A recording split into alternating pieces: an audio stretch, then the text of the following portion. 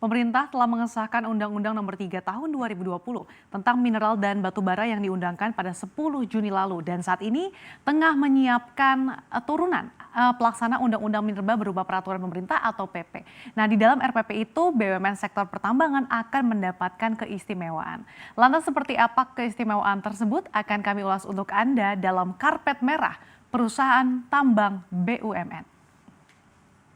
Berdasarkan pasal 53 RPP ini disebutkan bahwa jangka waktu kegiatan operasi produksi untuk IUP atau izin usaha pertambangan yang dimiliki oleh BUMN dapat diberikan perpanjangan selama 10 tahun setiap kali perpanjangan. Lantas apakah berdasarkan RPP ini artinya BUMN tidak dibatasi waktu dalam menjalankan kegiatan operasi produksi?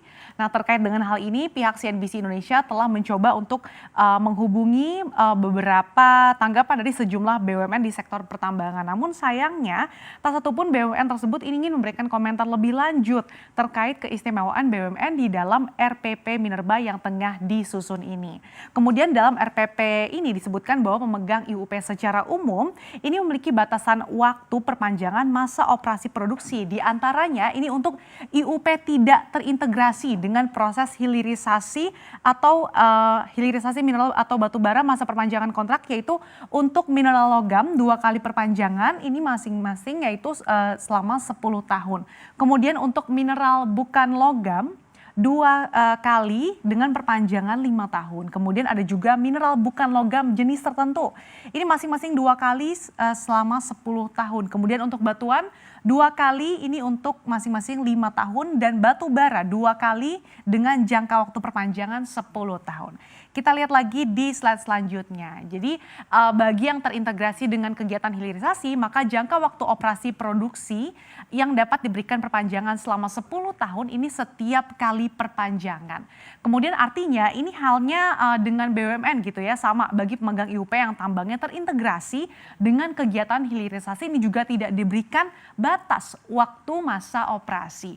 Nah, bagi pemegang IUP non terintegrasi dengan hilirisasi yang telah memperoleh perpanjangan 2 kali ini harus mengembalikan wilayah IUP kepada Menteri dan dalam jangka waktu 3 tahun sebelum operasi produksi ini berakhir, pemegang IUP ini harus menyampaikan laporan mengenai keberadaan potensi dan cadangan mineral atau batu bara kepada Menteri.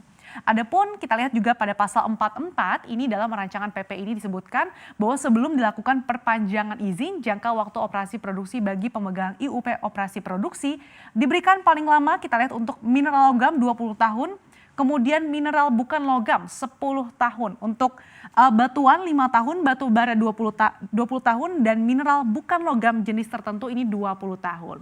Namun bagi mineral logam yang terintegrasi dengan fasilitas pengolahan dan atau pemurnian atau smelter gitu ya diberikan jangka waktu hingga 30 tahun. Begitu juga dengan batu bara yang terintegrasi dengan pengembangan dan atau pemanfaatan diberikan jangka waktu hingga 30 tahun.